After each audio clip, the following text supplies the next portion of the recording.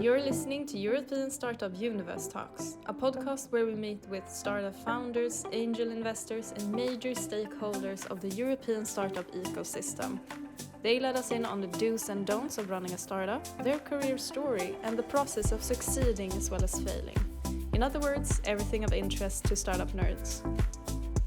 European Startup Universe is a massive network of opportunities for EU tech startup founders, connecting them with the best minds of the EU tech community, with unicorn founders, known investors, and experts. We have brought together European countries to join forces and launch startup programs suitable for their nation's tech founders. ESU aims to give access to opportunity for funding and expansion across EU countries.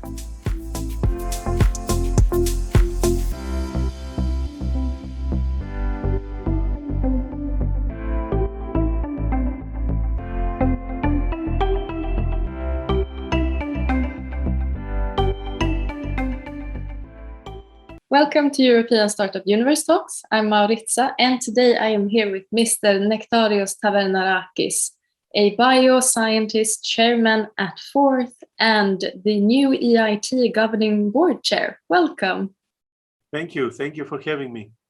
I think some of the listeners would like to know a little bit more about how your career started. Can you tell me about that? Yes, so I'm a biologist by training. I studied biology at the University of Thessaloniki, at the Aristotelian University of Thessaloniki, and then I did my PhD here in Heraklion, Crete, at the University of Crete.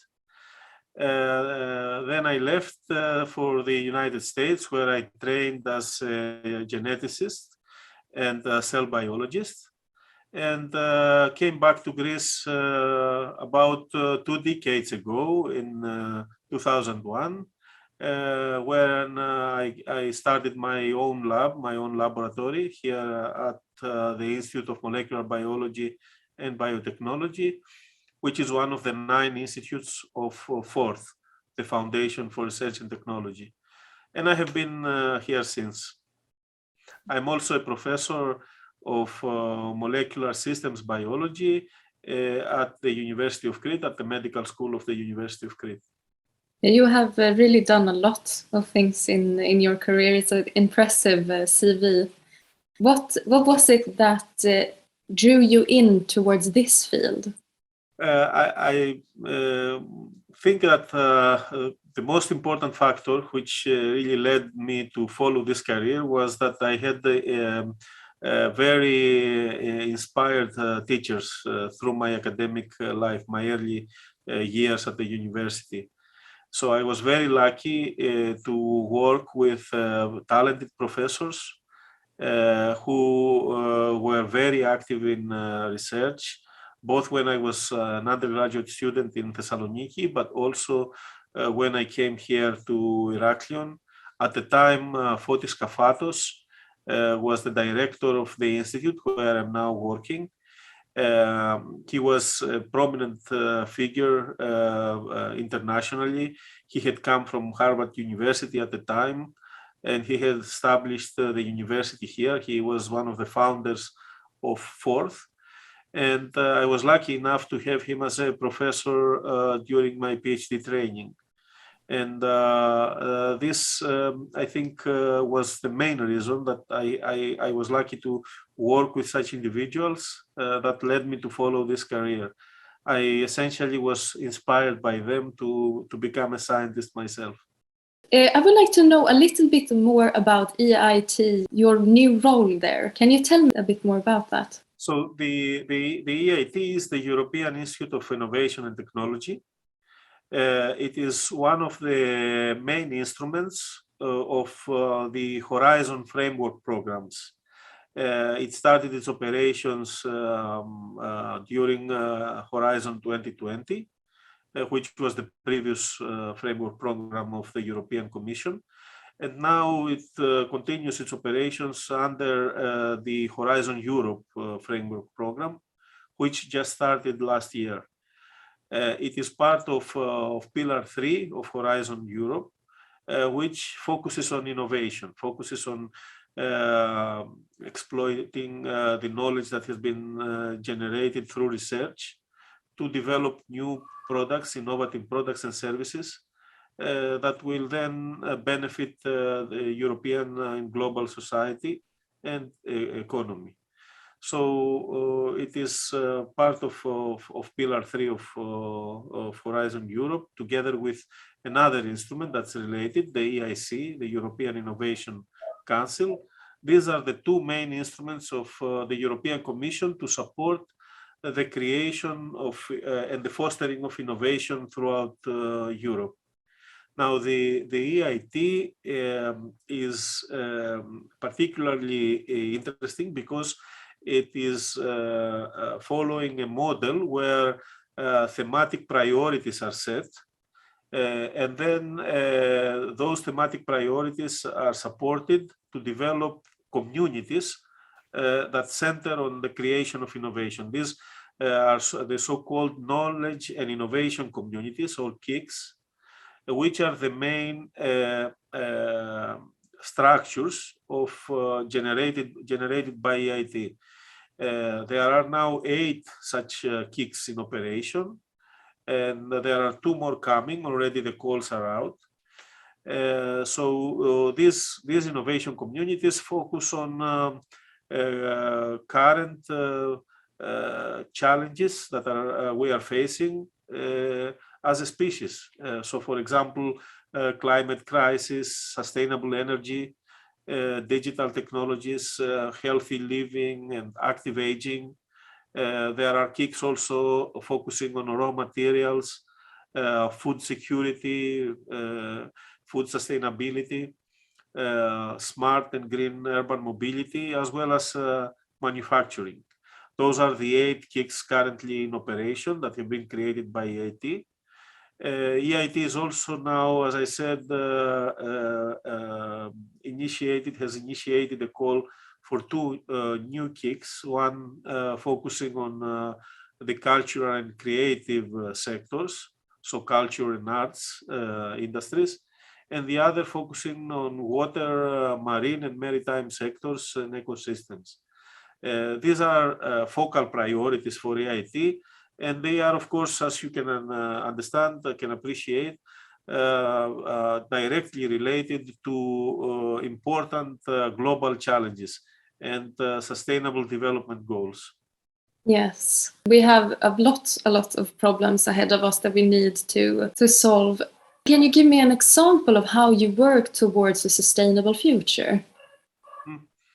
So those challenges that we are facing, some of them are very important. We need to take immediate action. And of course, we need to harness every power that we have at our disposal to meet those challenges. And science and research are one such extremely important component of our fight to meet these challenges. As we've all witnessed, especially during the current pandemic, it's science and research that provide solutions, in real time, even to current threats, even existential threats and challenges. The fact that we have, for example, effective vaccines against the COVID pandemic is because investments were made on research several decades ago even. So now we can harvest those results and use them to develop effective medicines for the pandemic, but also for other pathologies, important pathologies such as cancer. The mRNA technology that's been used for the successful vaccines that we have against the coronavirus now is a technology that was developed in the beginning of 2000s, even the late 1990s. So we now have these vaccines because of the research at that time. So we are now, I think, obviously moving into towards a model of knowledge-based economy, and research is fundamental towards that direction. actually investing in research is of paramount importance. And I think that investing in research even is becoming more important these days when we need to face all these challenges.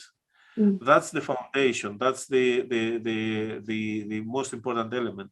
But we also need, on top of that, we need to have instruments that will allow us to capitalize on the findings of research, to actually utilize the results of research to develop innovative products, innovative services that will then benefit society and the economy.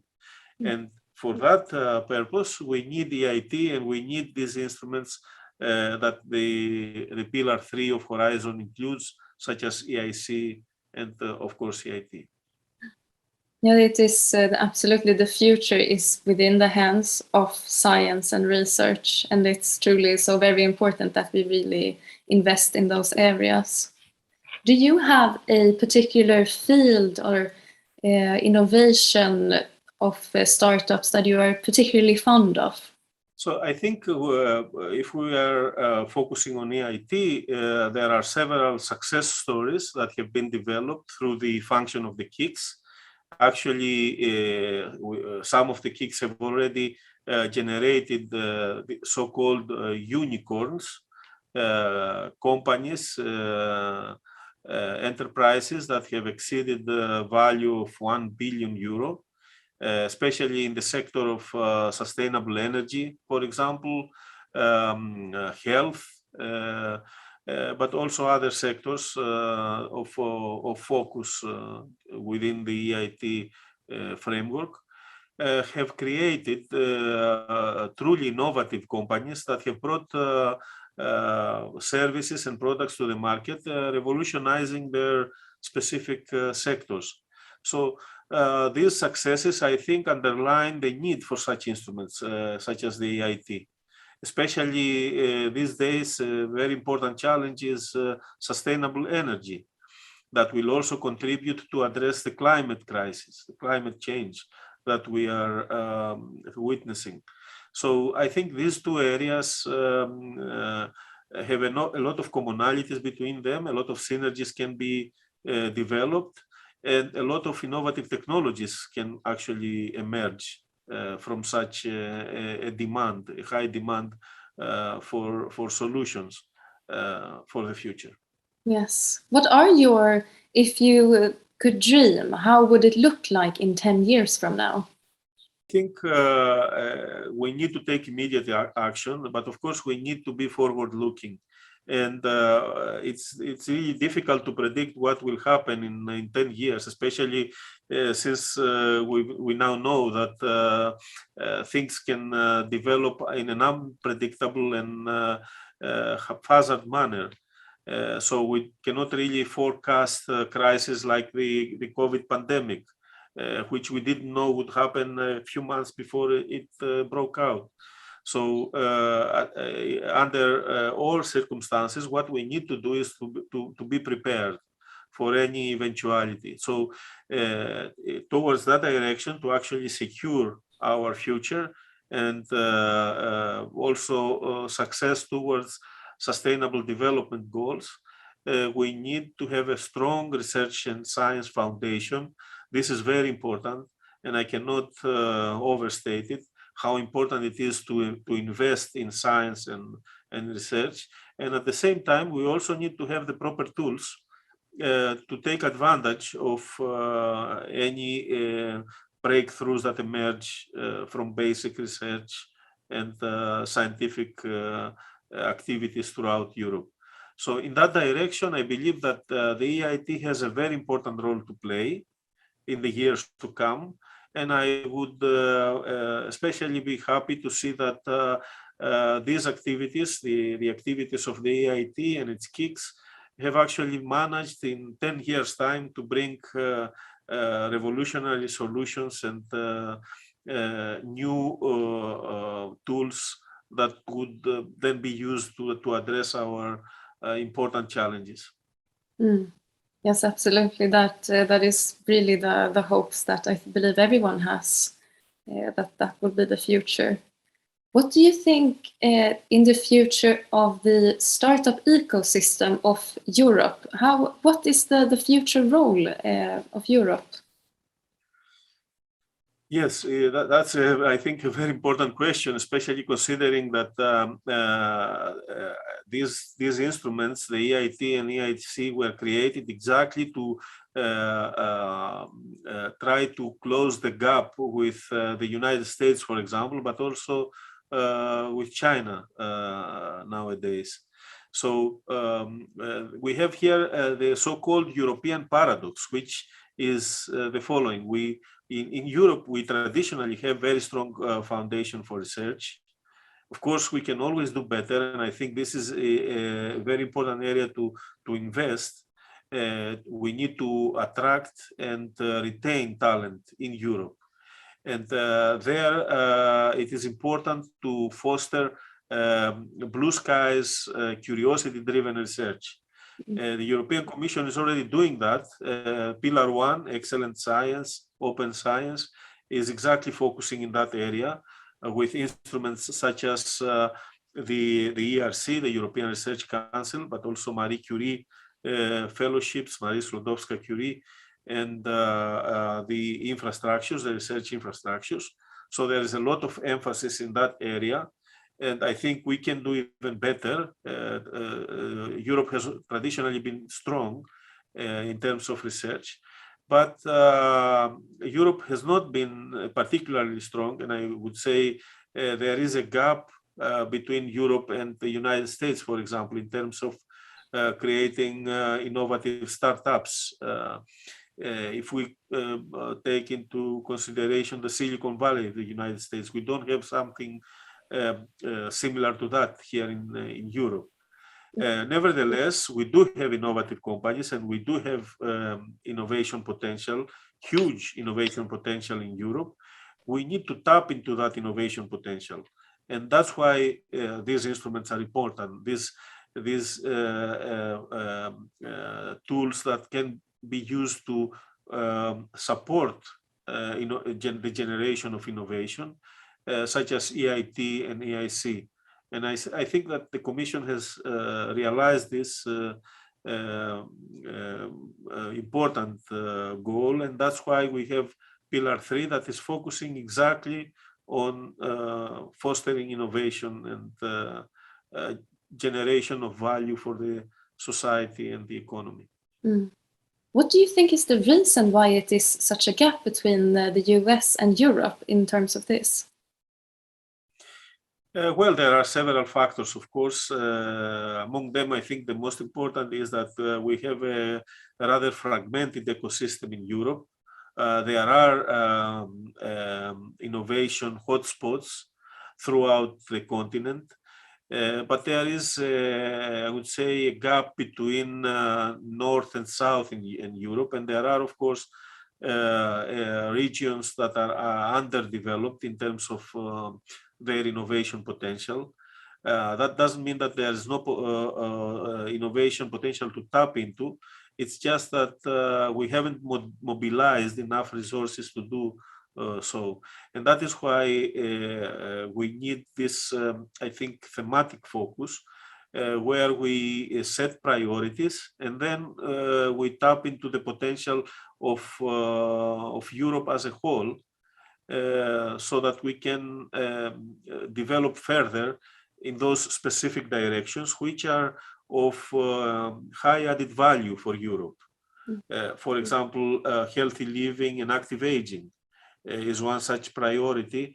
As you know, Europe is facing a demographic problem. We have an aging population, and this, of course, is increasing challenges that have to do with the higher prevalence of age-associated diseases, neurodegenerative diseases in particular, such as Alzheimer's disease. Actually, we are now going through the COVID pandemic, but the World Health Organization estimates that one of the next pandemics that we need to face, and it might be a very difficult pandemic to deal with, is the pandemic of Alzheimer's disease. There is an estimate that more than 120 million people are going to be affected by Alzheimer's disease in a couple of decades' time. This is going to put a huge strain on societies, especially Western societies. European countries are already facing this burden that is generated by the higher prevalence of neurodegenerative diseases and the aging population. So this is one example where we need to have a thematic focus. And EIT does have a kick focusing on health, on healthy living and active aging. And this is just one of the focal areas. But other areas have to do with food security, which is another issue that is now becoming also important, especially taking into consideration the war in Ukraine and also the other international developments. We might face shortage of certain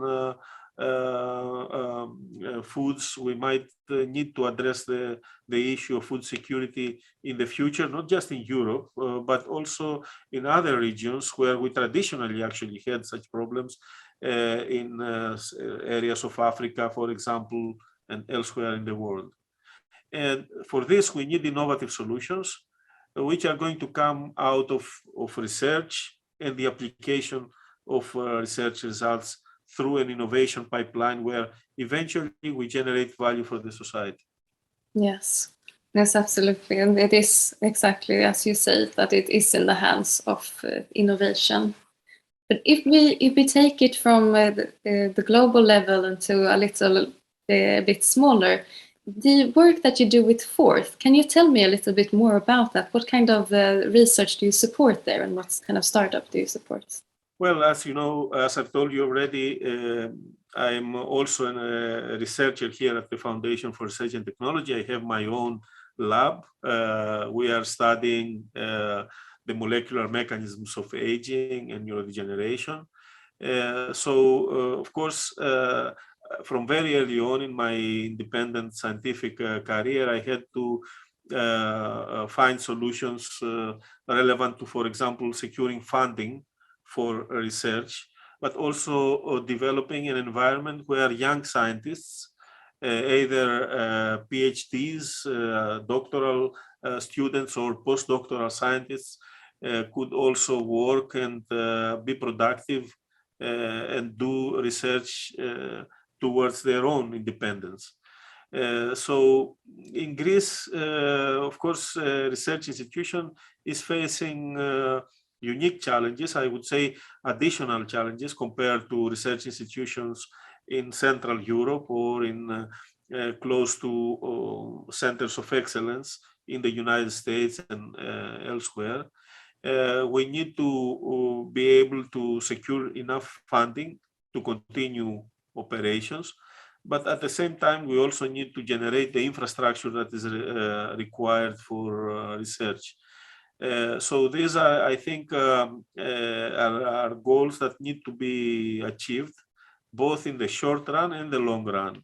And especially in a country such as Greece, it is also more difficult given the current financial situation, but also the hardships that Greece had to go through in recent years. So it is very challenging, actually. So and it is important to be able to maintain operations even during these hard times, even during the pandemic, so that you can enable the work and the careers of young scientists. So this actually was, I think, the strongest motivation for me to become involved in administration, in addition to being an active researcher, to also become involved in the administration of the Foundation for Research and Technology, because I wanted to contribute with my powers, my small powers, whatever experience I had acquired during my years as an independent researcher, to enable the careers of others, to enable the function of the institute, so that we could continue despite these hardships that we went through. What do you think will be Greece's contribution to this? Or what are your hopes, maybe? So Greece, I think, does have important scientific potential, and this has been demonstrated over the years. We have several cases, several examples where Greek researchers have been able to compete at the European and international level for grants, for example, ERC grants, European Research Council funding, which is the most competitive source of Europe for research funding. Greece has been doing well. I would say that we haven't been doing well enough, or as well as we could actually do. There is still untapped potential in Greece. But I think that with the proper tools and the proper facilitation of the work of researchers, we can increase our success rates. Already there are, as we call them, pockets of excellence in Greece. So there are excellent, outstanding research labs throughout Greece, in universities, for example, in Athens, in Thessaloniki, in Patra, in Heraklion. There are excellent units, excellent teams of scientists. What we need to do is we need to actually increase and expand this base of excellence in Greece. So we need to, through fostering excellence at the national level, increase our competitiveness internationally. We need to have a strong national policy towards supporting research, because this then enables our researchers to become competitive internationally. It also enables Greece to attract talent from abroad and reverse the so-called brain drain. A lot of researchers from Greece are actually thriving in many countries in the United States, but also in Europe and elsewhere in the world. And if we could just attract just a small portion of that potential of the Greek diaspora, that would truly transform the research ecosystem inside Greece. So to do that, I think we need to invest more. We need to have a strategy, a long-term strategy of research support, so that we can create the environment that would attract Greek researchers, but also for foreigners, researchers from any other country in the world, to come to Greece and work here. I think this would be an investment that would have tremendous benefits for our country, and would result in Greece becoming not just a tourist destination, but also a science and research destination as well. Yes, you have maybe a lot more to give. So we are very hopeful for the future. It has been such a pleasure talking to you today. Before we wrap up, is there anything that you would like to add to the conversation? Well, just one last thing. I believe that, as I said, if I would really attempt to capture the essence of what needs to be done, we need to have a very strong foundation of curiosity-driven, basic research, blue skies research.